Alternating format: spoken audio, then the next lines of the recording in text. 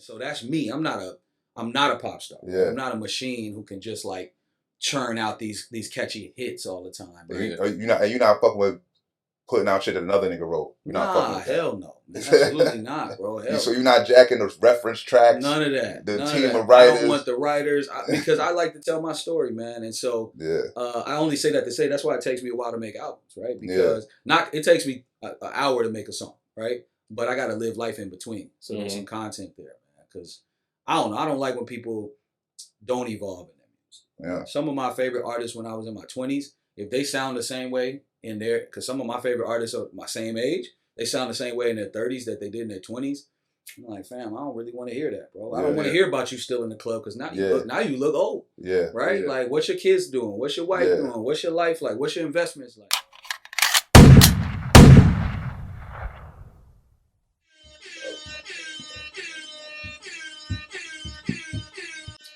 Yo, we back. Another joint, man. We're All Set podcast, episode 164. Your boy Rich is in the building. I got the brothers with me. Free is here. I'm back, fresh off the plane. Y'all know what's up. I'll let your boy. We got a special guest. Talk to him. Tell him who you are. What's good, y'all? It's the one and only Gunn. I'm happy to be here this morning, fellas. Yeah, happy to have you. All right, man. I'm in the A. We in the A. We have a good time today. We have a good time today. Of course. That's exactly what we do, man. We want to hear about your story, though, bro. Like, let us know, like, how'd you get your start? What you doing here? What's going on, man? Talk to us. Yeah, no doubt. I can lean back. Yeah. The mic gonna pick you up. Don't worry about it. Shit, man. I'm from North Carolina, man. Durham, North Carolina. I've been doing. Shout out to Durham. Yeah, big up to Durham. I've been doing this hip hop thing for my whole life. Real talk. I started at 7 years old. Signed my first deal at 13. Had the opportunity to work with, some of my heroes. You know what I'm saying? Really started off as a battle rapper. Oh, for real? Okay.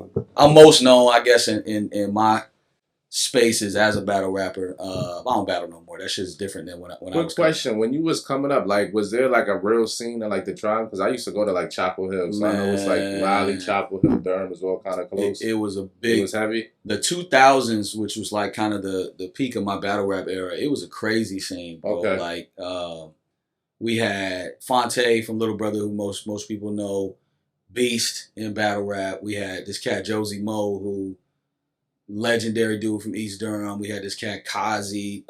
It was battles 7 days a week, organized battles for bread. Like it was a heavy lyricism scene, man. So I seen the one clip Fonte on Math Hoffa was calling you a child prodigy and all type of shit. Yeah, it's big up to Tay, man. Yeah, bro. I was battling. I was 11, 12 years old battling grown men. So flat out. Yeah, and chopping heads off. So can we watch footage of that? It's hella footage. Yeah, I'll send y'all something. Yeah, I want to see that. Man. It's a lot of it's a lot of footage. 11, 12 years old on what time? In fact, my man who actually lived down here, he just sent me this clip from A&T. I went to T, and my freshman year, I was battling like just knocking like a line of dudes down. Pause. And Terrence J went to A&T with me. He emceed the battle, so it's like young me. Super young Terrence J, about 1,000 niggas on the yard at T just battling, bro. It was a dope time, man. So that's really where I began, is in battle rap. You know what I mean? And my mentors really helped me shape my songwriting style, and I pivoted out of battle rap probably around 20 years old. Yeah. So get into some of your mentors and what made you want to make that pivot? Well, the first answer to answer the second question is, I mean, I didn't really see a long time future in battle rap. You know what I mean? Battle rap was just my way of gaining respect. You know what I mean? Like, I was a little kid, A, little light skinned kid, B, right? Not like a tough looking dude, right? Yeah. So, just being able to get on the mic, I had to show and prove. You know what I'm saying? Yeah. But I always wanted to be a musician, an artist, songwriter. My first person I really worked with that helped me cultivate that was a producer named Mike City. All right. Mike City. Where Mike from? Mike's from Jersey. From South Jersey. Mike produced songs that everybody that's listening to this cast will know. One Woman Man by Dave Hollister. I Wish by Carl Thomas. Summer Rain by Carl Thomas. Okay, real tune. Real Sunshine vibe. Anderson. What's that song? Anyway, he did Michael Jackson, Brandy, Full Moon. Like, he's a dope R&B producer. Okay, he's a real right. Yeah. He liked that. In fact, we was working together on. I was 11, 12 years old. was working on a project, and he called us. He's like, "Hey man, Puffy just called me. I got to go to LA. I'll be back though." Yeah. Never came back, bro. Never came back. He did the Carl Thomas joint, and it was just up from there, man. He did. Yeah. I mean, he's plaqued up. But working with him, I met Big Daddy Kane, who Kane lives in my hometown. Has lived in my hometown for, I don't know, since the 90s. You know what I mean? I had no idea that. A lot of rappers moved to Durham or to North Carolina back then because it was affordable. You know what I mean? And when when things start to slow down, you want to buy a crib, you want to have a family. That make a lot of sense. I'm like, why is all the North Carolina niggas super barred up? Like North Carolina niggas do not play about the bars. It's a bar fest, like non-stop. Nothing but lyrical miracles coming out of it. Lyrical, spiritual miracles. Right. It's just part of, it's New York influence because a lot of New York rappers moved there. And then in the 90s and 2000s, all we listened to was lyrical rap. It's colleges. So, that's naturally, it's like 12 HBCUs in North Carolina. So black folks from all over convene and bring those styles. But lyricism is the key. So Kane was one of the first people that mentored me, sort of taught me about songwriting, taught me about, being more than just a battle rapper. You know what I mean? Kane actually encouraged me to change my name. So at the time I was a kid, I was going by Baby J. And I said something about J Gunn in a rap, and he was like, "Bro, what's that?" I was like, "It's my real name." Kane was like, "Use that." Baby J, he's like, "Baby J gonna expire, bro. You gotta, so." Yeah, it's an age limit on Baby J. Yeah. By the time you hit 25, Baby J is like, come on, fam. Right. So big up to Kane, man. One of those people that helped me shape my songwriting. Knife Wonder is another one, man. When I was in high school, I did an album with Knife. That's dope. And Knife was like one of the first people I worked with that didn't really give a fuck that I could rap, right? Like he'd be like, everybody. Cool. He'd be like, everybody can rap, bro. Yeah. Everybody can rap. You write a song. And I remember I laid a joint at his he was recording in an apartment. Laid a joint. I just dropped 3/16s. Came back. He chopped up the hook and made this shit into a song and put a bridge on it, put some scratches on it, right? And like that was an eye-opening moment for me too, where it was like, the respect in battle rap is cool, but what's really gonna give you the longevity is way more to a song than just some bars. Yeah, man. So that's really what helped me make that pivot, bro. Was did you find that like more difficult songwriting or with like battle rapping, like getting in front of somebody and talking your shit? What you feel like? Yeah, it was hard. It was hard in the beginning, right? Because battle rap is all about punchlines, right? Like, and I was punchline heavy. Yeah. But in a song format, I mean, think about like. I ain't throwing nobody in the bus, but think about like a Cassidy, right? So Cassidy crazy with the punchlines, right? But over time, that shit gets exhausting when there's no story to tell, there's no depth in the music, you know what I mean? And it took me a while to really dig deep in to go into who I was as a person besides just like some wild ass punchline. Yeah, I was listening to a drum like, oh, this nigga's really talking about his real life. Like, it was like a grown adult music type shit. Like, he's rapping about your kids, rapping about like, you know what I mean, positive shit is going on. And I mean, all right, son, talking some different shit. You could tell like this nigga's really actually rapping. Like, he's not just, because a lot of niggas they just talking, they just do what's going on. They rapping what's going on. Right. I shoot niggas, I sell work. They not doing nothing. You know what I'm saying? Nobody really rapping about their real life. And I'm like, it sound like he's really rapping about his actual life. I can fuck with that. Yeah, and that's all my content, right? Yeah. And so it's a random ass reference, so bear with me. But I was watching the Amy Winehouse movie, and in the movie, so she does. I don't know if y'all know Amy. Y'all listen. Yeah, I mean, I'm Rehab. So Amy's first album was this album called Frank, which only came out in the UK. It's her best album by far. And it blew up real big in the UK. And so her label was getting ready to, all right, now it's time for you to cross over to the US, right? And she walked out of the meeting. She was like, I got to go live some more life, right? She's like, I can't give y'all another album. I'm not a pop star, right? Yeah. And so that's me. I'm not a pop star. Yeah. I'm not a machine who can just like churn out these catchy hits all the time, right? You're not fucking with putting out shit that another nigga wrote. You're not fucking with that. Hell no. Absolutely not, bro. So you're not jacking the reference tracks? None of that. The team of writers? I don't want the writers because I like to tell my story, man. And so I only say that to say that's why it takes me a while to make albums, right? Because it takes me an hour to make a song, right? But I got to live life in between. So there's some content there, man. Because I don't know. I don't like when people don't evolve in their music. Yeah. Some of my favorite artists when I was in my 20s if they sound the same way in their, because some of my favorite artists are my same age, they sound the same way in their 30s that they did in their 20s. I'm like, fam, I don't really want to hear that, bro. I don't want to hear about you still in the club because now you look old. Yeah. Right? Yeah. Like, what's your kids doing? What's your wife doing? What's your life like? What's your investments like? Which I think Jay-Z did masterfully, bro. Well, like, one of my favorite albums. For sure. But yeah, Jay ain't talking about the same shit he was talking about on Reasonable Doubt, right? And that's the point. But it's crazy, bro. Reasonable still aged so beautifully. Like, I still listen to Reasonable a few times a week. Yeah. Like, for sure. So many jewels. Because there's so many gems on there. I feel like for a hot second, Hov was stuck in a rut, but then he got comfortable with his age. Yeah. And he started really talking that shit. That's why them two, it was like, I always say from like Kingdom Come, them like 2 joints after that, it was like, I was good on those. Those was pretty dirty. Yeah. You know what I mean? He was trying to figure it out. He was trying to figure it out. But then once he embraced the old headness, like, I'm about to really fuck it, man. Bro. You can't be young forever, man. Exactly. And the thing that I think people forget is that your audience growing up with you, right? Yeah, so your audience ain't 20 no more. You know what I mean? And it's a challenge in the youth-driven culture because all the labels and the marketing machine is trying to push shit to the 17, 18-year-olds. But shit, I think rap is in the best place it's ever been because people like Nas in their 50s keep dropping great music, and Jay and somebody like Ross, who's even in, I think Ross approaching 50, right? But still out here doing their thing, still being creative. I was gonna ask you about that. Like, where do you feel like lyrical rap has a place in hip hop today? Yeah, I think it's got his own lane, right? And it's like shit. I'm not always listening to lyrical rap. Let me be clear. Like, depending on the mood I'm in, right? Yeah. I really like Future's last album, right? So I'm gonna play. I play Future, right? Yeah. But and I think most people are that way. Like, if you go into the club or you go into a party or you at the gym, there's a particular type of music you want. Absolutely. But if I'm on this long flight back home, I want something that's got some food to it, some substance. And I think it's a lot of great lyrical rap right now. So who's some of the lyrical artists outside yourself who you paying attention to, who you listening to right now? Yeah, I like Vince Staples a lot. Okay. Vince Staples is fire. I like Mozzie. Been listening to a lot of his stuff. I like all the people we just talked about. That Nas, that run with Magic and King's Disease, I'm still running that back. That was a crazy run. I mean, Kendrick. Can't wait for Kendrick to put an album out. I think the beef was fun, and it showed us that he was still who he is.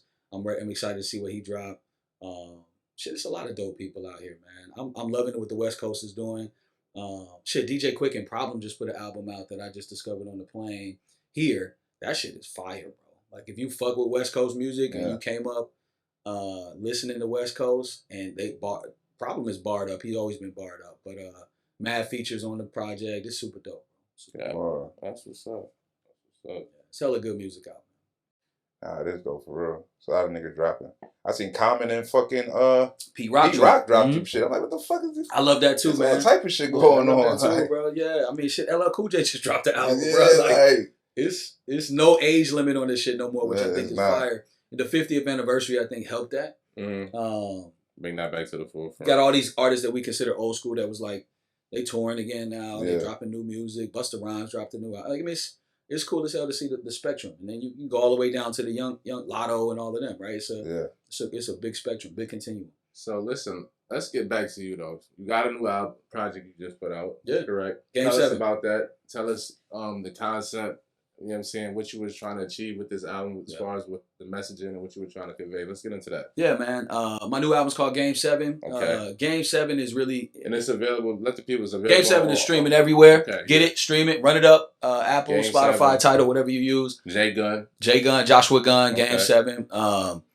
Game 7 is really inspired by the energy of, I'm a sports fan from North Carolina, so basketball is like bigger than religion, you know what I'm saying, where I came from. And Game 7 is win or go home, right? And the type of energy that you have to approach a Game 7 with is the energy I approached this project with. I bet on myself, believed in myself, and went all in on it. You know what I mean? And so it's music inspired by my life, but it's also designed to inspire people who are going through that feeling, right? Like, man, I might be, if I lose this game, it might be over for me, right? Yeah. And so when you approach every day like that, like every day might be your last opportunity to do whatever it is, whether it's music, entertainment, your job, your career, your family, whatever you're striving towards. That Game 7 energy is what's gonna push you across the line. So that's fire. I like that, man. Yeah. I'm about to take. I'm putting that in the pocket. Yeah, Game 7 every day, man. I mean, like, and I respect that message too, because one of my mottos is like, any day above ground is a good day, and that's just more so like, you never know when your last day gonna be, and like you said, and if you approach every day with the Game 7 mentality, like, you can't lose, bro. You can't lose. No, that's real. That's valid. You win or you learn from it, and you know, you never give up, right? Like Kobe was one of my favorite players. Everybody seen that Kobe interview where he's like, they're like, man, you up 2-0, right? He's like, job's not finished, right? Like, I'm not celebrating until I really win. And when you at that Game 7 moment, which I felt like I was at, right? Like, okay, either I'm gonna stop doing this music shit or I'm gonna win, right? And that's where I'm at. Do you have a favorite track on a project, something that really stands out to you? My favorite tracks change all the time. Okay. I performed City Winery in ATL last night, and Dreamer's Anthem was the favorite for me last night. The way that they connected with the crowd. Appreciate you, fam. You know, it's just, you know, that song for me is about the privilege that all of us have just from sitting here right now, because a lot of shit had to go right for us to be here, right? We all got homeboys who either locked up, dead, battling addiction, battling something else, right? And I was fortunate enough to dodge those bullets, right? Literally and figuratively to be here right now. So that Dreamer's Anthem is like, what if we didn't make it? I mean, what if a lot of shit went wrong and I wasn't here right now? And that really resonated with the room last night. So that's my favorite joint today. That's a hard joint, so I ain't gonna front. I like on that shit, I fucked the overall vibes, because it was like you was all some positive shit, but you was still dragging your mink. Like, nah, I'm still in the six though, my nigga. Like, you're still getting money though, my nigga. Right. I went to pick up my daughter, but I'm in the joint. Like, I was like, I'm liking this nigga's energy. Yeah, it's the M8, but it's picking up the baby, right? You know, I think that's important too, man. Shit, man. Some old school rapper was saying this. He was like, he was like, the kids don't respect the old school, and the response was like, because you looking old school, right? Like you can't show up dusty, right? You got disconnect, bro. Yeah, dude, man. You can't show up dusty. If niggas not gonna respect it if you look like you fucked up. Nah, look, man, nobody wants to be inspired by somebody they don't want to be. This is the USA. They only love the winners, bro. If you didn't win, this is America, man. We only love the winners, man. If you don't look like a winner, if you ain't a winner, then it's just not going. The disconnect is always gonna be there with the youth. Niggas have to look up to you in a certain way. They gotta want to be you, or have what you have, or live how you live. Exactly. So yeah, it's always gonna be a little bit of that. Plus, I'm a battle rapper at heart, right? So I gotta talk my shit, even if I'm trying to inspire you. You know what I mean? So, for sure, bro. Talk to us about the production on the album. Yeah, man. I got two of the best producers in the history of North Carolina to do the whole album. So, Gav Beats. If you from NC, you know Gav. Gav. On the other side of battle is beat battles. I don't know if y'all ever been to a beat battle. Beat battle culture was real big in North Carolina, where you would literally have producers battling, no lyrics, no rappers, battling, right, with beats. And Gav is the fucking undisputed champion, except for this other cat named JD. They were like the two kings of beat battles, and JD did the other half of the album. So, you know, originally I wanted JD to do the whole album, because JD and I have been working together a long time, but I talked to Gav, and Gav was in his bag with like a new sound where he's doing, because Gav can sing, he plays a million instruments. So instead of sampling, he's singing his own samples, right? And then flipping it to make it sound like it's an old record. Yeah. And so he sent me Push, which is the intro. A lot of money too. Oh yeah, Gav is a fucking genius, man. Big up to Gav. JD too, man. JD plays every instrument. So just having that synergy between the two of them, and they've got a little rivalry, right? They competitive with each other. That's good. So they kept trying to one up each other. So that was good for me, right? Exactly. You know what I mean? Like, I'll send him something. I'll send JD something Gav did, and he'd be like, fuck that shit, take this. You know what I mean? Like, so it was almost a beat battle making the project, but it came together seamlessly, bro. Speak to that synergy. I always tell people, like, I feel like some of the best projects in music usually have one producer, or like somebody who understands your sound, like Quincy and Michael. You know what I'm saying? Like, just any, like, you know, with the Heat Makers and Diplomats, you know what I mean? That was an error. You know what I mean? Just, when you have a certain producer and he understands your sounds, I feel like that brings the music to the next level, as opposed to just having a million different producers and you just sampling shit. Those albums don't usually stand the test of time. So that's that. You know what that comes from for me, at least, is I'm gonna throw this back to Knife, which is interesting because I don't talk to Knife that much anymore, but he was integral in sort of me realizing that too, because the first album I really ever completed, Ninth and Crisis, did the whole album. And I just loved how we all worked together. I loved the fact that we would actually all be in the studio together. We wasn't sending shit back and forth like people do now. And you can hear that, I think, in the album. I think the audience can tell when people really vibing. Absolutely. For sure. For sure. Yeah, so I like to work like that, man. Not that I won't take beats from people, but like if people are sending me beats, I'll listen to them, but I prefer to really sit down and let's make the project. You know what I mean? I'm an album-driven artist anyway, man, not just a single. I agree 100%. I feel like I can tell when the artist and the producer, like when they can feel it, right? Together. Yeah, I mean, even like the artist might be talking to the producer, like, yo, where we at? And like all of that, like that Just Blaze, Kanye, Blueprint energy, right? Like you know what I mean? That was a time, bro. Yeah. And I see people get back to that. You mentioned the Common and Pete Rock shit, like. That's cool as fuck. Dr. Dre and Marsha Ambrosius just did a project together that they literally just locked in at Dre crib for like 6 weeks and knocked out.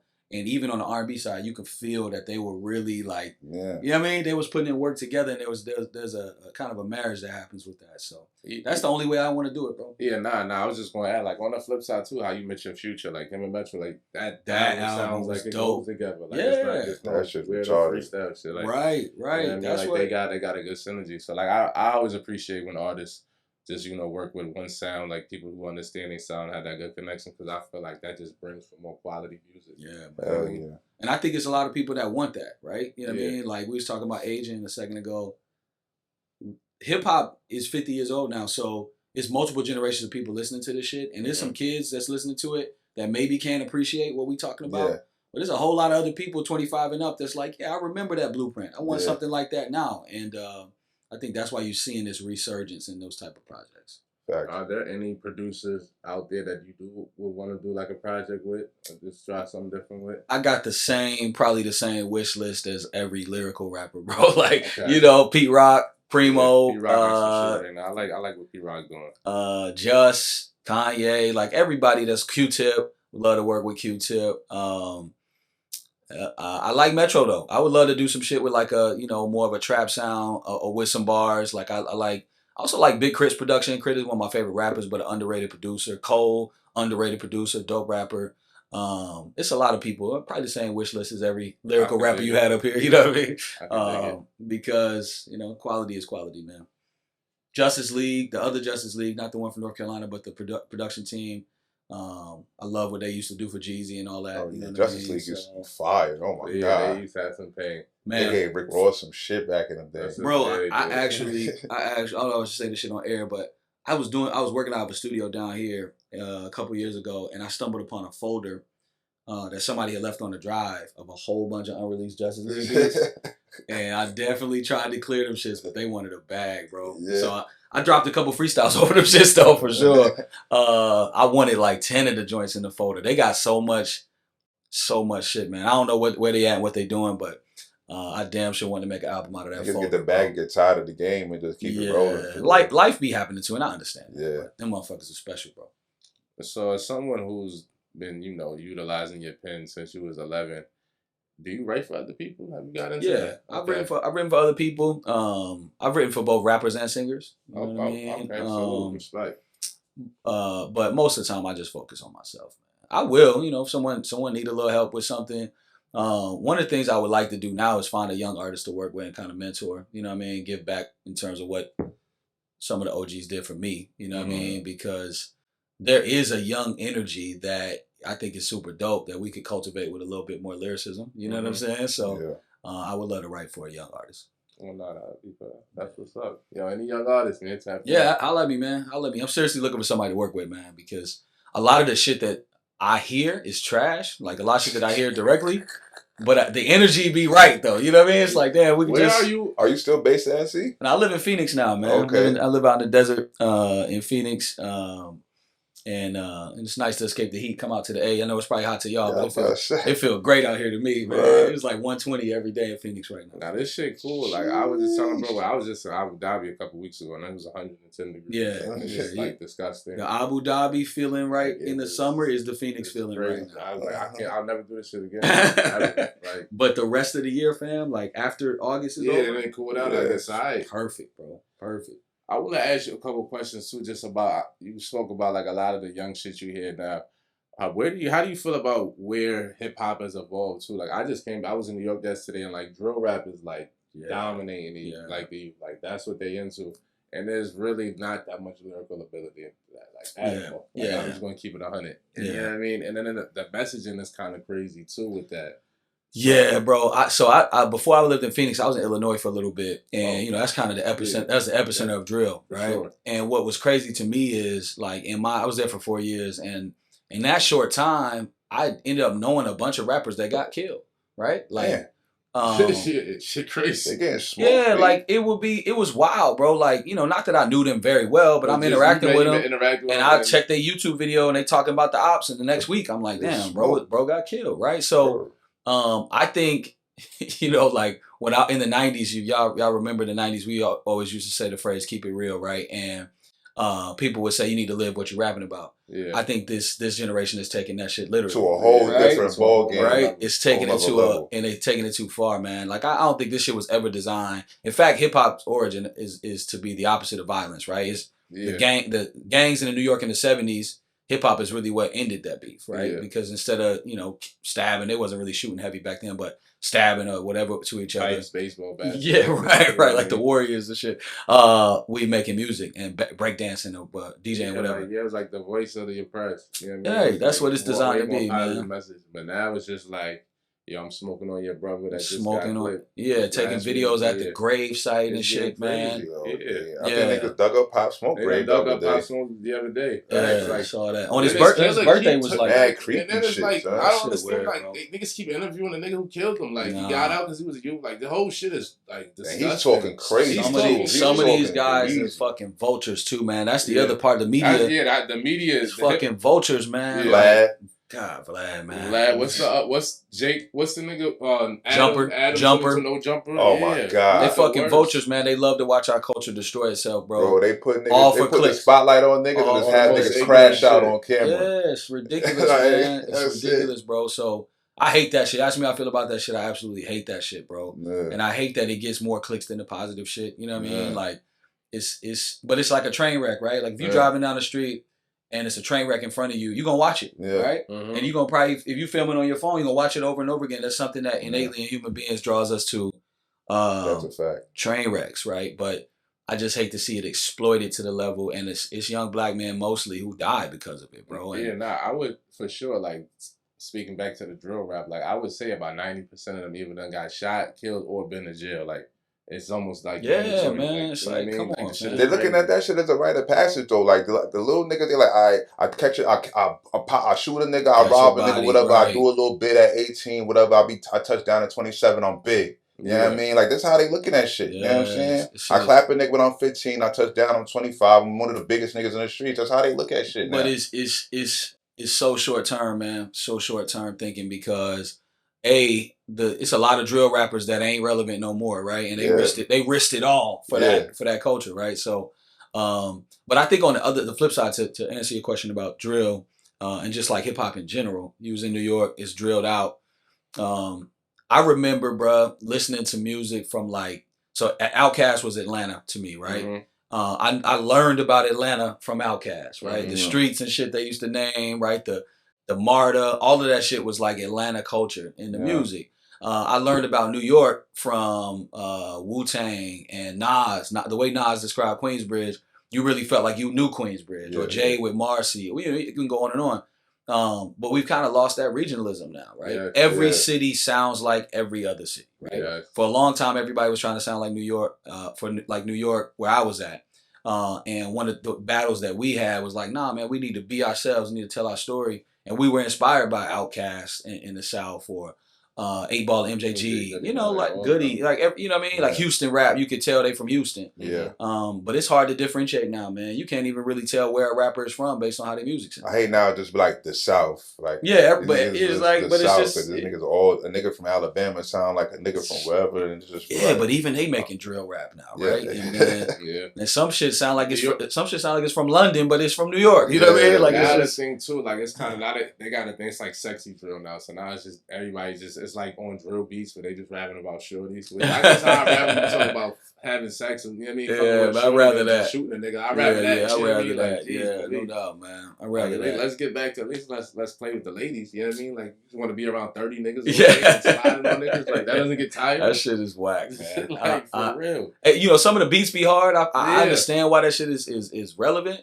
Yeah. But it's just taking it too far, man. I hate to see people get killed over bullshit, bro. Over dumb shit. I mean, then it's inspiring tough shorties. You got shorties on the tracks talking about booming niggas. Bro, they 12 years old. But right? I will say, like, a lot of the, like, Bronx or, like, the women drill rappers, like, they actually can rap. Like, like they're, like, lyrically better than the niggas. Like, the niggas is most 9 times out of 10 are trash. Like I tell you, you know, I used to promote Kenzo B. But she can really rap. Like some of them actually have lyrical ability. The girls are like really rapping. Women, the niggas is just women are lazy killing shit. right now. Yes, bro. And all arenas are rap. In every arena, keep it a buck. Women, I mean, the shorty drill rappers, they actually like really rapping. I'm like, she could spit. You know what I mean? Women doing their thing, man. So fellas got to step it up. They got to. For sure. If you watching this or listening to this shit, even right here in the city, Lotto out rapping all these niggas. B. Oh yeah, Lotto crazy. Lotto rapping circles around these niggas. Lotto is crazy. Undeniably, bro. Like I remember the Not Atlanta song. I was just about to say, what's her name? Amaretta. She snapped on that. And Amaretta been had bars.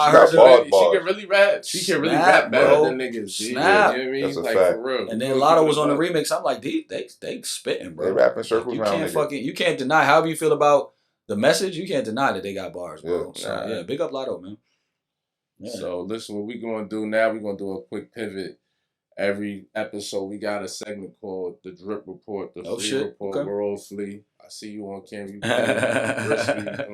clean. So we're going to pass the ball to you, Paul, so to speak, and we're going to let you talk about what's going on. What's the Drip Report from Jay Gunn? Talk to us. Man, my Drip Report is going to talk about a trend I would love to see go away, man. It's going to be controversial, bro. It's going to probably get me banned from the podcast, man. So y'all forgive me, bro, but it's the Crocs, bro. I gotta talk about Crocs for just a second, man. Yeah, I'm at the airport, bro, and I'm seeing grown men. I hate Crocs. I got out, bro. My little daughter. It's cool at the crib if you want some cozy kicks, bro. But I'm like, fam, we going, and they got the little trinkets on the Crocs and shit. Yeah, Crocs got to go, man. Crocs got to go. Grown men with the trinkets and the Crocs. With the trinkets on, it's crazy, bro. I be seeing niggas at the gym with Crocs on. Yeah, like, what are you doing, man? Really serious. You gotta go, man.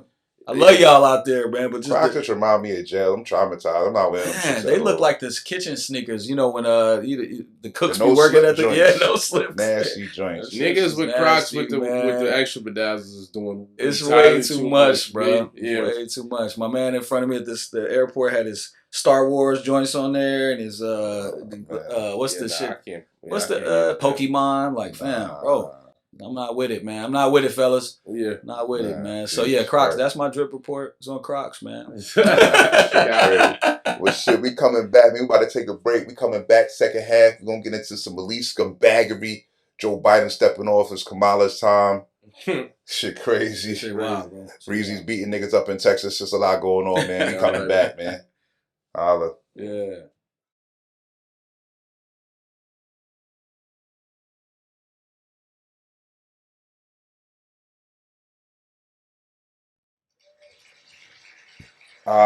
Yeah. All right. We back. Second half. You already know we kick off every second half with elite scumbaggery. If you don't know what that is, that's when somebody does some scumbag shit, but they pull it off in elite fashion, so we gotta shout them out. This week's elite scumbag is Sean Kingston and his mom. They got indicted 6 counts federal for wire fraud. No, shit. All of them was wire fraud. Committed conspiracy and wire fraud. Apparently, Sean Kingston been lying about all type of shit. He just goes places and tells them like, "Yo, the wire is coming. Don't worry." Gasses them up. Crazy. 70-inch TV, big cribs, all type of shit. Like he just he basically he's scamming with no back end. He just like all on his face, just like, "Yo, the bread is coming. I don't know what's going on." He owed jewelers shit. He owed bread all over the country apparently. But hey, I mean, the feds came and got him and his mom. Niggas keep giving him the shit. That's what I'm saying. He's over there. When you're famous, you get away with a lot of bullshit. Your face card, man. Yeah. That's scary. I guess he thought like it was just all Gucci. Like I guess he just felt it wasn't gonna come back on him somehow. Yeah, he felt he was gonna just keep sliding, man. But yeah. Hey, big up to him for his long run. He had a good run, man, but it just definitely looking like he had a bunch of Lambos and shit. He was really out here balling. Hey, man. He ain't have off one song. He had Nothing Since Beautiful Girls. Beautiful Girl. Figured out how to hustle for years off that, man. Just not paying nobody. Nothing. Damn. So Kingston's a scumbag. Shout out to him. Least scumbag of the week, man. That's crazy. You and your moms. That's they lock his moms up too. That's the crazy part. That's how you know his mom's with the shit. His moms was definitely with the shit. Hey, man. Hold your head, Sean Kingston. Man. Oh, man. All right, let's get into it, man. The biggest story of the week, for sure. Joe Biden, possibly dead, but we're not going to say it out loud, but I did. And he stepped off. Kamala's in the building. How y'all feel? That's the best they could have did. And I really feel like they, I don't like how they knew Biden wasn't ready. I feel like they knew Biden wasn't ready for about a year now. Like at least for the last 2 years. Like we've been seeing the signs. That's the bullshit. I feel hoodwinked, B. I ain't going to lie. I'm upset. You know what I'm saying? Just off the strength that if y'all knew y'all was doing this, don't give me this quiet step off and force me to fuck with Kamala, bro. I wanted to give you a real primary. Let people run against him. Give it like how it's supposed to be. You feel me? Yeah. Y'all just backdoor ushering in somebody. Now I must vote for her in order to defeat Trump. And I feel bamboozled, son. Yeah, you know what I'm saying? It's like they subverted democracy. Like this ain't real, right? Is this the American way? Yeah, it can't be. I need a primary. I think this is unprecedented too, right? I don't think this ever happened before, man. Where in the 100 days until the election, and the candidate steps down. I mean, it's a mess, bro. It's a mess, man. But, and then, like you said, and then Kamala's just automatically the Democratic nominee. Like, how did we just get to that? Like, I understand. Like, that's the crazy shit. I don't like it. Yeah. I'd rather y'all niggas say, yo, look, we got 6 niggas, it's 100 days, we gonna put it together. You know what I'm saying? 2 months to figure it out. I'm not necessarily anti-Kamala. I'm just like, where's my choices at, though? Yeah. We supposed to get a couple niggas running, bro. I think Kamala is gifted. She's talented. She's intelligent. She's a good candidate. But I also agree with, like, the democratic process. I think a lot of the donors were asking for that. A lot of the donors were like, yo, let's do a primary real quick, right? Yeah. Let's do a debate. Let's do something. Right? But it would be nice. They don't got enough time, so here we are, man. Kamala got the most bread ever in history, though, in one day. 100 million, man. 100 million. Black women really stepped up for her, too, man. I don't know if y'all knew about that, but they had a black women national Zoom call. Yeah. 45,000 black women showed up for that shit, bro. That's crazy. And all of them donated bread. Yeah, she's a big AKA. It's different over there with them. It's different, bro. It's different, man. So big up to her, man. You know, this shit just weird, bro. It's weird times. I don't know. The race identity politics of Kamala. I don't know. Talk about it. I don't want to cause any, you know what I'm saying, get anybody in a tizzy, but it was just like, first she was Indian American. She was really denouncing being an FBA. Like, niggas like, well, her dad's Jamaican. Like, he's Indian, Jamaican. Like, I did my research. She does have a white husband, and I'm not against the interracial thing. I get all that. But Jewish husband. You're not on your Dr. Umar? Jewish husband. Jewish, yeah, white Jewish. Let's be clear. So you're not on your Dr. Umar? I am on my Dr. Umar. I support Dr. Umar. I just don't know, like, is she super for the black, community? I don't know. I wouldn't call her super for the black community. I wouldn't say all that. Yeah, I know a lot of niggas I know people in Cali know a different Kamala. You know what I mean?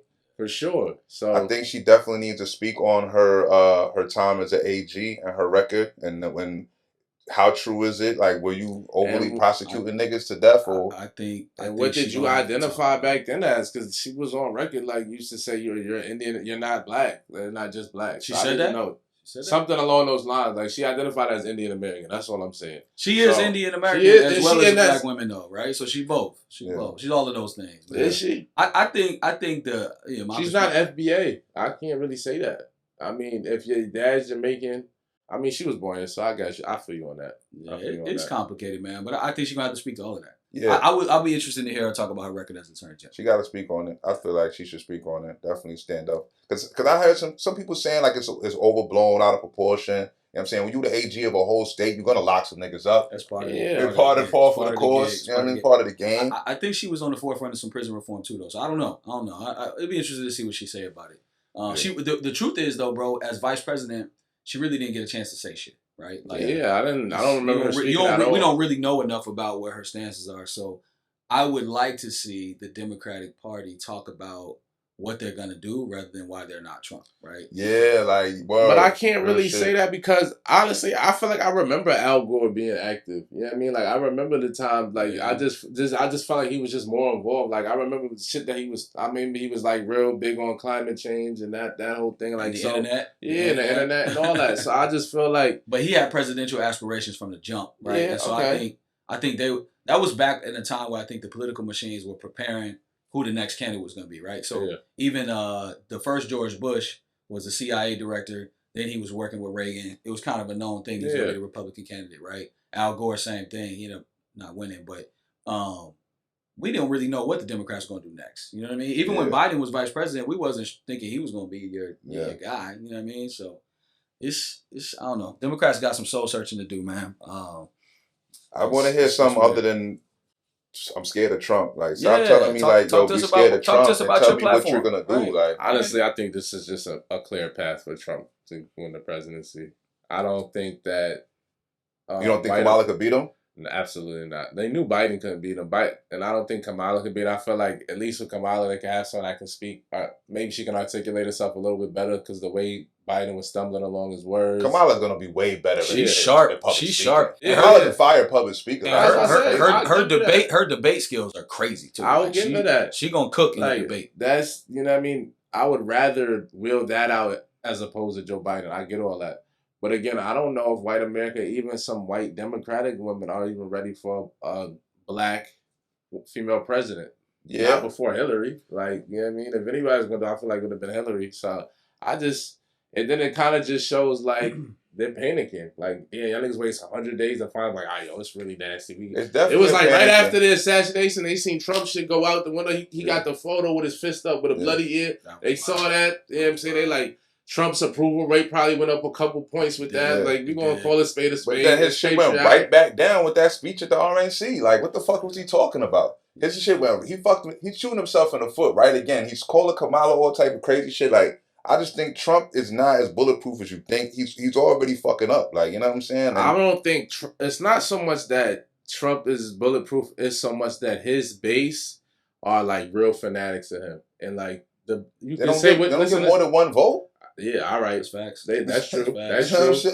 But I feel like he probably did want a smaller percentage with the bullet and the fact that they don't want to vote for Kamala. They don't want to vote for a black woman president. I feel like they had a better chance. People that never would have voted, that would have never touched Biden, was not going to vote. That's definitely going to vote for Kamala just because she's that black woman. I think you could see Kamala getting a lot of people off the bench. If y'all watched the thing at Clark, when the Breakfast Club was at Clark, did y'all see that? No, So mad college students, right, of voting age.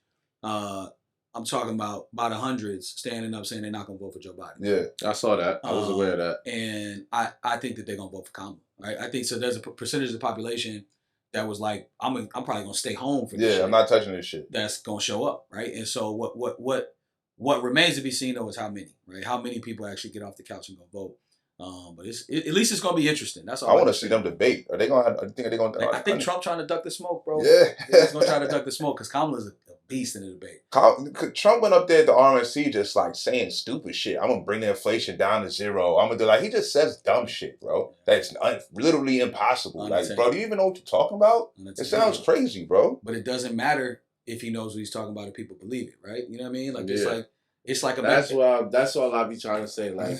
It's like a mega church pastor, right? It's like they say, like, give me all your money and you'll get rich one day. God is gonna give you money. People be like, all right, cool, bro. Knowing that's not how it works, right? But that's an amazing parallel. Because I've spoken on the podcast before like parallel. This attributes of Trump that I do like. You know what I mean? Like, you know what I mean? How he talks his shit, whatever. But like you said, sometimes the policies and shit he be talking about, then he'll lose me. Yeah. But again, the people who are like real, there's people that are wearing bandages on their It's a fashion trend, bro. Is like, yeah, I mean, like, Rich, Trump can say the sky is red, and niggas might say, you know what, I was looking at it from the left, and the shit kind of look red, bro. A little tinted to me, it's bro. A little tinted, bro. Yeah. You know what I'm saying? I ain't gonna lie, bro. I feel like the MAGA Trump niggas, they can't be persuaded. It's different. They're playing to Trump. Yeah, they're playing to him. And then I agree with you. There was a segment of like probably some black Democrats who was like, you know what, I'm gonna stay home. I'm gonna go for Kamala now, but I still think they might get canceled out by the people like.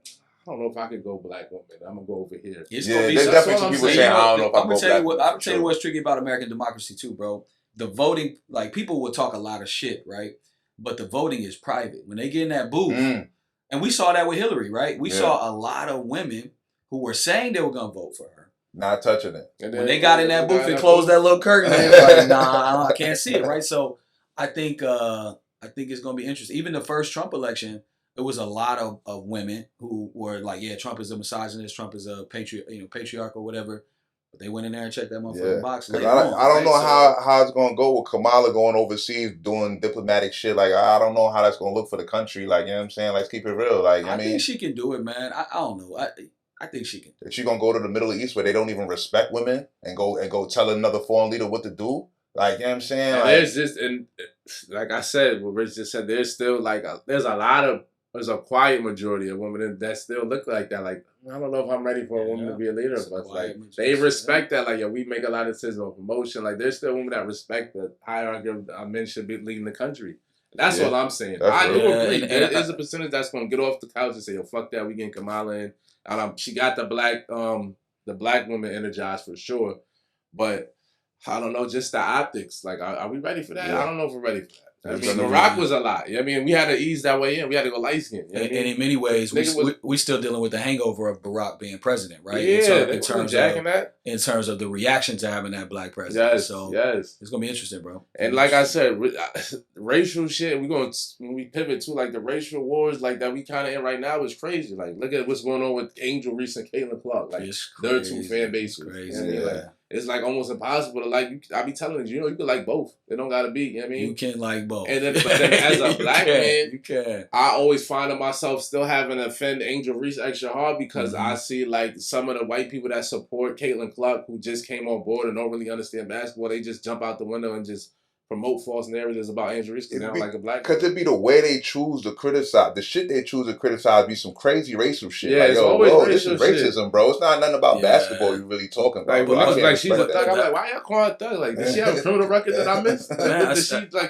Did she assault somebody? Did she go to jail? That's also that media vulture shit, though, man. They know that things that are divisive get clicks, right? Yeah. So they like, how much more divisive can we be, rather than focusing on the game, right? Because sports is unifying, right? Yeah. If we just talking about who dropped 30 tonight, we don't have to talk about the race of that person, right? Yeah. But that's not gonna sell it. That's not gonna sell the game. But that's been going on since the Magic and Bird era. Right? Yeah, for sure. Magic and Bird saved the NBA, not because Magic and Bird were the great players, which they were. Yeah. They saved the NBA because it was white versus black guy, right? Yeah. So it was like, they were both and nice. Boston and LA, you know what I mean? Like, it was more polarizing than that. Super polarizing. And I could imagine, like, if they were social media back then, all the types of shit these niggas would be saying, it would have been a frenzy. Yeah, it'd have been OD. You know what I'm saying? Speaking of which, while we on the topic though, the All-Star, the WNBA All-Stars, Spank Team USA. You know what I mean? That's crazy. Committee needs to look at it. Add Clark, Reese, and Enrique. Like, what are we doing? Why not, man? Like, why not? I don't want to watch you, nigga. I don't want to watch Taraji. You're 48, bro. Yo, come on, my nigga. I don't want to watch Taraji. And from what I've seen, like, the guard player on Team USA, even though y'all probably gonna still win, it's shaky at best. Look a little shaky. Yeah, and the world ain't playing, man. We seen that on the men's side. The world ain't playing, bro. So it's not a cakewalk like it used to be, man. So I would love to see the young players on the team be more exciting. You get more ratings. I mean, you can't deny Caitlin Clark and Angel Reese are ratings gold. Like, ratings put gold them on the team. Right now. Put them on the team. Niggas thought we into racism when Caitlin Clark passed the ball to Reese and WNBA. She scored. I was like, finally. Like, niggas could just relax for 1 second. All the problems were solved. All the problems in that pass. That's one thing I'm peeping about the international game, though. Niggas no longer fear us, man. When it comes to hoops, we respect y'all, but we have to try to take our head off. The last 5 MVPs was from overseas, right? We had Jokic, Giannis, Embiid, Luka should have been one. Luka didn't get MVP? Nah, he ain't get it. They gave it to Jokic. But it was Jokic, Giannis, and Embiid, right? That's right. And then, like, the top 3 niggas is all from Europe. SGA. So they already feel like we can get nice. And then, like you said, now you got niggas like Manute Ball and all that. They went back over to South Sudan. They invested that bread. We're going to get some points over here because y'all niggas is 7 foot. I mean, like, physically you can get you. We just got to get the fundamentals down. And they got it, though. And they got it. They ball, bro. Yeah. Like, I'm South Sudan might fuck them up. Are they qualifying for the Olympics? Listen, I tell niggas there's 4 teams to look out for. Germany got 7 niggas in the league on there. Schroeder, them niggas. I feel like Schroeder go overseas and he just play like he just turned into Kyrie Irving, right? Yeah, he turned into Kyrie. That's like all do. They say there's nobody more dangerous in an international play than a C-list NBA player. Them niggas, them nondescript fucking funny name niggas. But you gotta remember too, like it's over. A part of that is like you got a lot of energy playing for your country, and like if you in the NBA, like whatever you could call them a C-list, if you was ever a starter, you were nice. You know what I mean? A lot of times, like you might have to play to like you might not be able to get your shots up because you playing on a team with two niggas that got $100 million contracts. Facts. You know, in the NBA, it's a lot of politics, entertainment, all of that good shit. But niggas is nice. Fucking like Jonas Jerebko get you out there and get you 30, nigga. Jose Alvarado was on Puerto Rico dropping 30 a night, killing niggas, busting ass. He's like leading the team. Jose Alvarado, Grand Theft Auto was out there looking like a motherfucker, like Isaiah Thomas. The Pistons out there. The worst player in the NBA is better than every other basketball player that you ever played against. They ever, bro. You see them at the Y, they gonna cook your ass. I was listening, like fuck that, like. I was just at Gersh yesterday. You know what I'm saying? In Brooklyn, that's like the summer league shit. Yeah. And I be forgetting like it's D1 niggas playing. So like score was like $130, $140, but niggas wasn't missing. You know what I'm saying? They don't like miss. These is D1 niggas. Niggas wasn't missing. Niggas was dunking on niggas. Like and these is niggas that's not in the league. You know what I mean? Trying to fight their way into the league. Yeah. So might go overseas and go overseas and get busy. Ball, bro. You know what I mean? Or it might have been a nigga, he was on a roster. You know, they be like, yo, he used to former play for the Raptors. Like you gotta if you made a roster, you nice. You made a roster, you sturdy. You sturdy. You sturdy. So I'm watching like, he's like, forget how nice some of these niggas be really filthy. Yeah, really filthy. It show you just how good like a LeBron really is, though, bro. Like it's levels to this shit. Speak to that too, because LeBron is 40 years old, 41, carrying these niggas, carrying the team, man. Coming up in the clutch and all that, like yo, y'all not gonna defile my good name. Nah, I think it was Devin Booker said he cussed him out in the locker room after that South Sudan game. LeBron was like, bro, this is my last shit, bro. Don't fuck this up for me. I got to get a gold medal. Yo, and honestly, LeBron, you could see it in his eyes. This is his last chance to win something. Let's keep it real. Yeah. Lakers not winning no fucking shit. No time. It's over. This is his last chance to win something. Bronny was the chip. That matters. That was his last. That was his shit. Yeah, we can get on. That's ill. When we get the camera on a regular season game when Bronny passing me the ball, I'm cool. He's good. I think he's said like, I got 4 chips. This gold medal is his last joint. Or he throw an alley to Bronny. That's gonna solidify for him. For him, that's like that's a nail in it. But it's a wrap. Lakers ain't gonna win a championship. Nah, it's over. I can't see the Lakers. Long time, bro. But Anthony Davis is looking like really him though. Yeah, you know what I mean? Brad don't put on weight. Yeah, is that what it is? Brad put on weight. Like Brad been on the real workout plan. He look like he like a lot of HGH. Yeah, I can't say about it. We're not gonna put that on his jacket.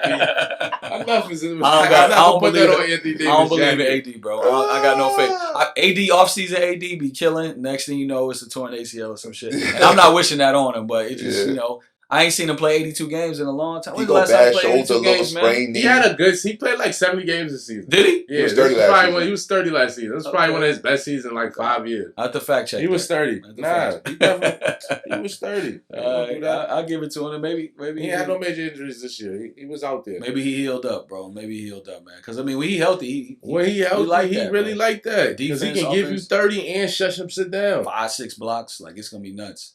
They gonna need him though, because the world is coming, bro. The world is coming, man. France, Germany, you gotta watch for them niggas, and Canada. Them 3, I feel like could give us a run for our money. Canada is really like that. Like, don't let the exhibition game fool you. I feel like they just been filling them out and see what's going on. But they got niggas over there. SGA is a killer. I don't care what Jamal Murray, he heat up. He go give you 40. Jamal is nasty. I mean? So like, Jamal is the forgotten piece of that Nuggets team every time, bro. Jamal is every time. Like, you niggas be talking jokers, and then Jamal come light you right up. Jamal give you 40, bro. Yeah, it's gonna be fun, bro. I can't wait. I hate basketball off season, but I'm glad we got some good Olympics. Yeah, we got some good Olympics, man. Yeah, dude. What's up with your man, Breezy? Richie wilding out, he jumping niggas. Look, man, he's the toughest light skinned nigga that ever existed, man. Yeah, and it just is what it is, man. Yeah, Breezy Brisk gonna get into some shit, man. If y'all don't know, Brisk Brown was in Texas. Was like after a show or something, a fan or whatever tried to say what up to him. And apparently they exchanged words at another time in the past, and Chris Brown did not forget and set it on that nigga. You know what I'm saying? Chris Brown and his homies and his entourage set it on the nigga and his mans. I think the nigga's still in the hospital, B. Hey man, praying for a speedy recovery. That leave Chris Brown. It's a big lawsuit on Chris Brown's neck. You know what I'm saying? With the biggest lawyer in Texas, they got the biggest lawyer in Texas on his back.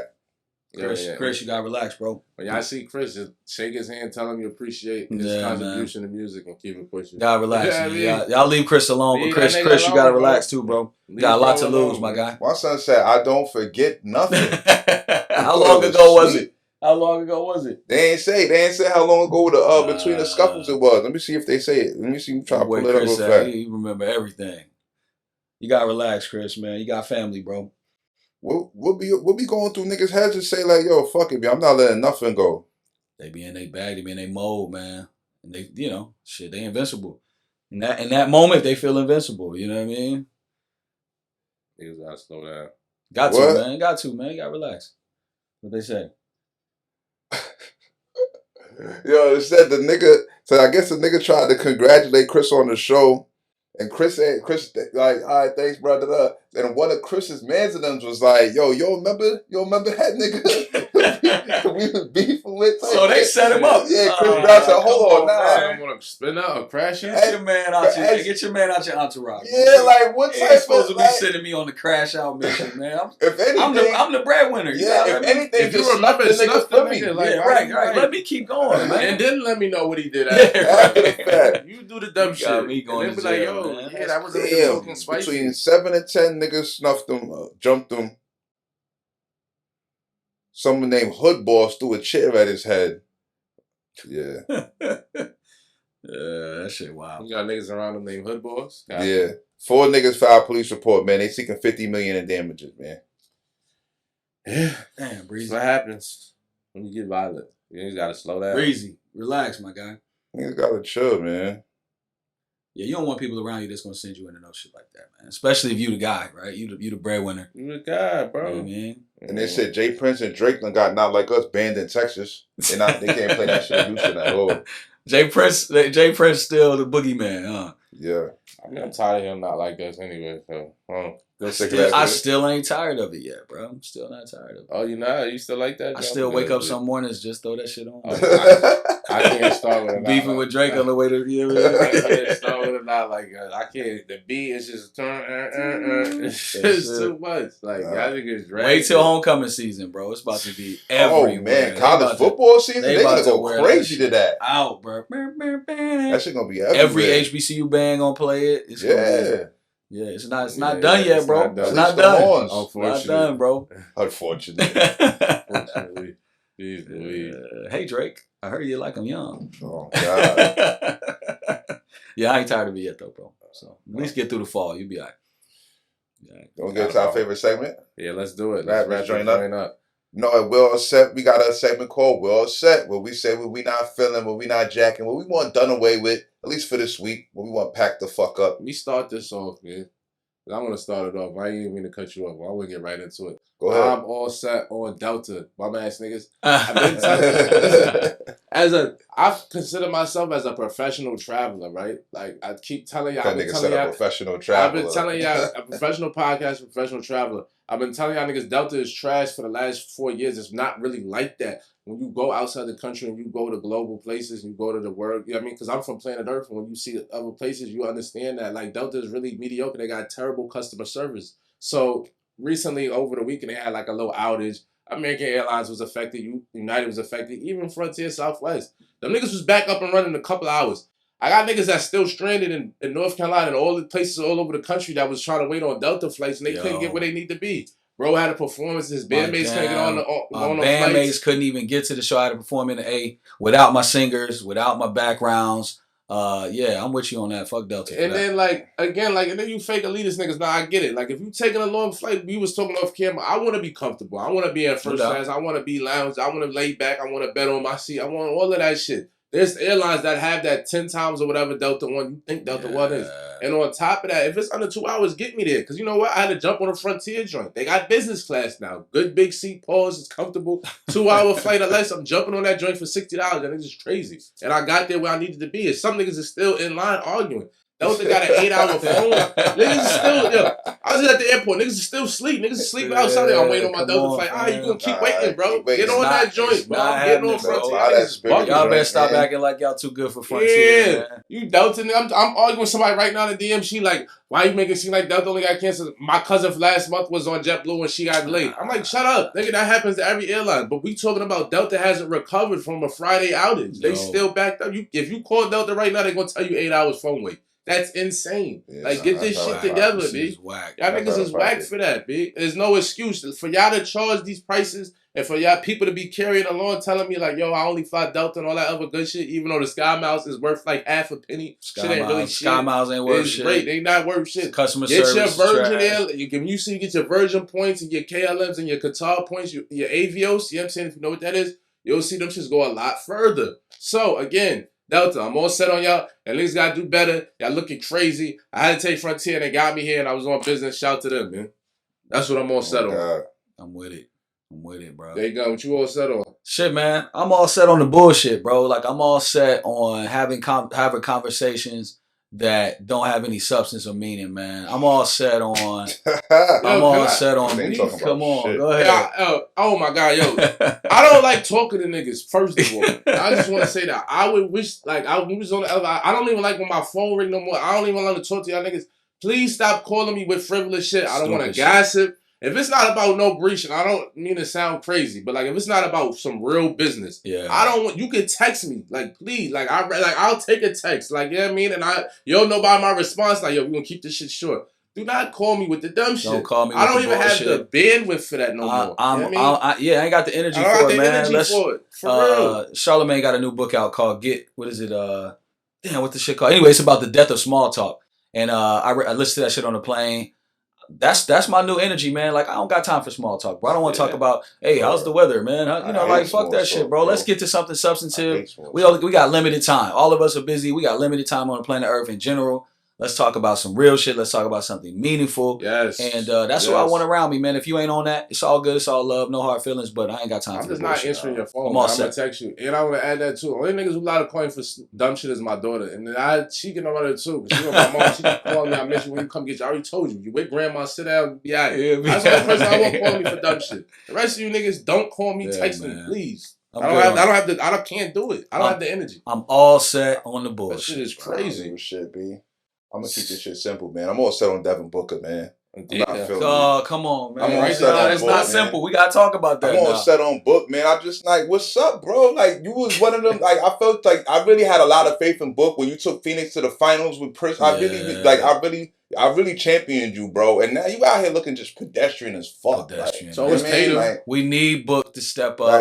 I'm a Suns fan. Then when you getting around these other niggas, you getting around and then you here on the pedestal with the best of the best niggas, and you looking like a role player, bro. Nasty work. You claim to be the next Kobe. That was his thing. Yeah, Kobe name on his shoes and all that. Kobe would never do this, man. Come on, Kobe would never. Come on, Book. We need you, bro. You out there letting niggas from Sudan bake you. Come on, man. Come on, Book. I'm only feeling the dark skin niggas impact pause. Like niggas like LeBron, niggas like me and my son Ant-Man. The rest of you niggas, Anthony Davis is holding down. With the rest of you niggas, like I felt like I was watching the game for like 20 minutes. I forgot Tatum was out there. I'm like, this nigga's just in the way. Disappears, bro. He disappeared in NBA Finals 2 in a row. And we ain't talking enough about that. Dark skin niggas is back, man. Shout out to Book, hold us down, D. I want to shout out Jaylen Brown. Jaylen Brown have a good summer. I ain't gonna lie. Tatum low-key backpedaled his way into a chip. I ain't gonna front. Yeah, like, come Tatum on. Low-key kind of backpedaled into that. No cap. Jaylen Brown carried him man for the chip, and he low-key got away with that. Yeah, he like the third best nigga on the team. For real, you could have went Jalen, Drew Tatum, and I wouldn't have argued that. Come on. Like, come on, his way into and they should have put Jalen on the Olympics, man. But fuck Nike. That's why y'all niggas stock falling all year. Y'all niggas down 30%. I don't think I know what's going on, nigga. Y'all niggas, he taking all dinosaurs out the portfolio too. Nothing but a retro going on for Nike. That's all. That's all I'm doing is retros. You know what I mean? But how long are y'all gonna keep retroing us to death? You can't retro us to death. def. Like, facts. come on, bro. Like, yeah, sneaker game done dried up, bro. Like, I like that classic. You can always go a good penny, good 2, 3 retro, but like, come on, y'all gotta give me some innovative. That's why I told niggas Adidas basketball. Y'all niggas, they got Yeezy designs, and they ain't doing what the fuck they supposed to. They just ran off with a lot of the retros are nasty with pants now. Yes, bro. They don't sit this and like I just told my man. I know we supposed to clip rap this. I dead ass just had this conversation. I was like, yo. Really, the retros is they thrive in the summer because you could go shorts. You know what I'm saying? Like, you know what I mean? A lot, especially with a lot of the bulky look. So it's like you can only do but so much. Damn near 40 grown men with the pants with the penny foams. I mean, Hey, hold on. I got the foams on. What you going? I don't want to do it. Like, you know what I'm saying? You can't do it, man. You got on athletes. Like, foams with a sweat is cool. All right, that's one thing. Yeah. Jeans over your foams. Oh, nah, hell no. No jeans and foams. Nah. It's like, I can't most of the retros you can't wear with jeans. Most of the retros. I can't go on a date with this shit on. Like, you know what I'm saying? Like, I'm going to look crazy. But that's what we just say, Rich, take them to the store, make sure you show them the lows. I told y'all niggas last episode, expand this shit. Y'all got to say when y'all spend all that money, expand, get you some lows, get you some hard bottoms, big. I mean, we all getting older. We grew up on Jordans. You done had every Nike. How many times you going to get the same one? Nah, that's real. I mean, you got to expand y'all look. You know what I mean? I love Jordans and all that good shit just as much as the next nigga, but you know what I mean? If you got on jeans, I'm with you on shit gotta look right, I'm with you on the retro and shit to death too because they done dropped the same fours. The same shit. They done dropped the same fours in a slightly different shade of blue 4 summers in a row. How many times did they? Yo, you should have them shits already in your closet. Yeah, they be like, this the military blue and this the Dallas Cowboys blue. They dropped the ones in 94. They dropped them in 87, 94. When we was in high school, like 03. And then I feel like for 6 years they dropped black, red and white, and white and black and blue ones for every other month. Any variation. It's been a constant money grab. Like, it's disgusting. Like, I'm offended that Nike would just get that label. How many black and red shoes does one person need, bro? Like, y'all done dropped the 11s. Patent leather. Y'all done gave us some Space Jams. How many times y'all go Space Jam? I was so disappointed in the Jordan 11 is my favorite shoe. Mine too. I hate the fucking fact that they done dropped that shit every year. It took the thrill out of it. They took it out of it, bro. Low top nasties. Everybody got the fucking. I dropped like I was just back home and I said one of the homies had on the white and black one. So I'm like, oh, they got leather. He was like, oh yeah, these was the ice cream, the Neapolitan ice cream versions that came out and for Christmas. Like they did crazy. Instead of mesh, like I had to Google like make sure you don't got no fake shit on, but they did it like instead of the mesh white, they just made it leather and then made like a little pink underneath. So it was like. All right, it's a little variation. Like, the all leather is hard, but it's such a minor tweak that it's like, come on, fam. Like, come on. We can do better. Give me a new. I just want a new design, like something new that's dope. You know what I mean? Yeah, I'm saying like Nike. Look at Devin Booker's shoes. It's terrible. It's like they just get a nigga Air Force all One with all nigga new shit is just like a knockoff Kobe. Knockoff Kobe. Knockoff KD. You know how I feel like Ant-Man got the shoe of the year. You know what I mean? As far as basketball, but I'm still him and Harden. That's what I'm standing by that. You Adidas all day, huh? Nah, I'm not Adidas. This is my first pair of Adidas in probably 20 years. Okay, so you know what I mean? I like you just like the that's the ants? Yeah, these are Ant-Mans for sure. Kind of hard, bro. I like them joints. So like that's it. And the future of the league, man. He the future. I like his energy. I like what's going on. I hate to break it to you though, bro. I think he's gonna eventually go to Nike though. Why? Everybody goes to Nike, bro. Is giving them pain. The Adidas is like the entry level. You know what I mean? I can't say that. Once he get that, how Harden been on Adidas. He got 9, and his best shoe was last year. Harden ain't really him though, man. I don't think anybody is anybody buying them shits. I never seen a nigga live action with a pair of Hardens on his feet. Yeah, I ain't never really. James Harden is not him. Niggas is wearing the Ant-Man. Like I've seen niggas wearing niggas in the Ant-Man. Yeah, the Ants kind of went crazy. Ants kind of went crazy. All right, Ants kind of went crazy this year. I will say this because I got my girl cousin, so I be still fake going to events. Like niggas is balling in the Hardens. Like I'm not gonna say niggas is wearing them. Like they haven't we're not there yet. They're not like do the right thing. You stepped on my Hardens. Slow down. But like niggas is like as far as like balling in them, and I try. There's a lot of shoes that niggas hoop in though. It's like the LeBrons. A lot of niggas hoop in the Bronze, but you ain't really like. I actually wearing those. Niggas not wearing. I seen niggas wearing the Ant-Mans. That's why I will say that I have seen a bunch of niggas. I think Ant is the future. That's why I think he'll go to Nike eventually, bro. Nike gotta do Nike something. Get off. If you the face of the league, Nike gonna bring you a bag, bro. That's just how. You don't think Adidas's bag is there now? I think Adidas can give you a just as big a bag. I don't know, bro. Think about Kobe, man. I think Adidas so desperate. Kobe jumped ship once he became him. You know what I mean? Like I feel like Adidas desperate though. They don't got nobody over there. They gonna throw in everything they can. Yeah. They'd be smart if they do. But yeah, I think Nike gonna eventually be where he go. Word though, B. That's the show, man. Jay, thanks for pulling up. Hey, man. appreciate y'all, man. Love, bro. Yeah, for man, sure. love, B. Appreciate y'all, man. This shit was Much dope. success in the future, man. Thank you, bro. Get Game 7 streaming everywhere. You already Game 7, Jay Gunn on all platforms. Tap the fuck in. What's your IG? Tell you at Jay Gunn is better. Okay, there 2 N's, no S, no Z. Jay Gunn is better. Hello. You already know. Shop with us. Allsetpod.store. Get you a mug. Get you a tea. Get all that good shit we selling you. Yeah. Holla. Yeah. Shit was dope, fellas. Appreciate it.